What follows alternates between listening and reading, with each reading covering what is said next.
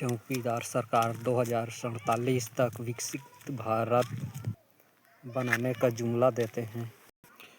2047 तक महंगाई, बेरोजगारी और इतना बढ़ जाएगा कि चौकीदार सरकार देश के करोड़ों युवा भाई बहनों एवं देश के नागरिकों का हक और अधिकार छीन लेंगे।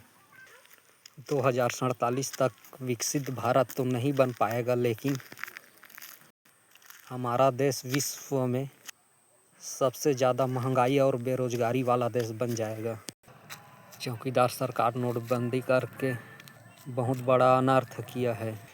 चौकीदार सरकार देश में काला धन हटाने की बात करते हैं, लेकिन उनके पूंजीपतियों के और उनके मित्रों के काला धन को छुपा रहे हैं। क्या चौकीदार सरकार बताएगा कि 2000 का नोट किसके लिए बना था? क्या देश के आम नागरिकों के पास 2000 का नोट है? नहीं, वे केवल अपने पूंजीपति मित्रों के लिए ही बनाया है। चौकीदार सरकार हमारा देश को आगे तो नहीं बढ़ा सकता है, पर 2047 तक देश के करोड़ों युवा भाई बहनों एवं आम नागरिकों के भविष्य को पूरा बर्बाद कर देगा।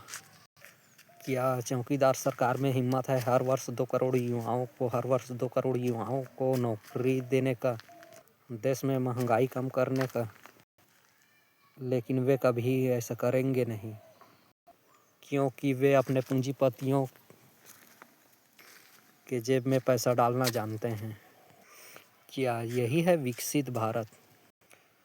देश की संसद में चौकीदार सरकार कहता है कि विपक्ष को मैं टिप्स दूंगा।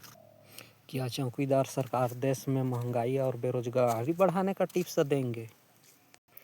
क्या अपने पत्नी को छोड़ने का टिप्स देंगे चौकीदार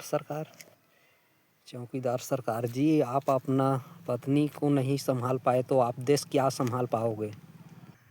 आप तो बोलते थे मैं हर वर्ष 2 करोड़ युवाओं को नौकरी दूंगा बोल के, लेकिन नौकरी और उनका अधिकार दिया अभी तक नहीं।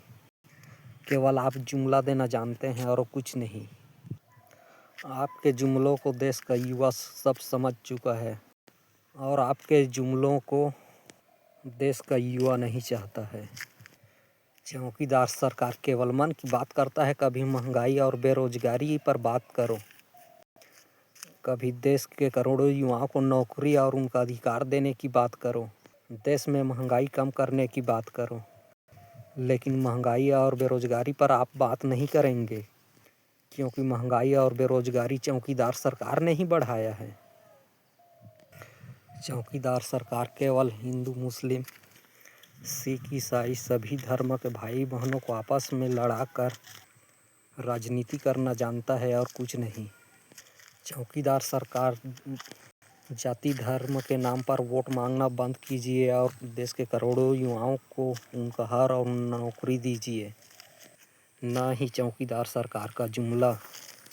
चौकीदार सरकार ने हमारा देश को विश्व में सबसे ज़्यादा बेरोजगारी और महंगाई वाला देश बना दिया है, और यह सच्चाई देश के समस्त भाई बहनों को पता है और देश का युवा सब समझ चुका है।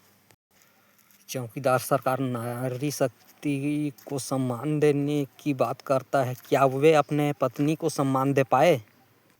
नहीं, क्योंकि वे नारी शक्ति का कभी सम्मान ही नहीं करते।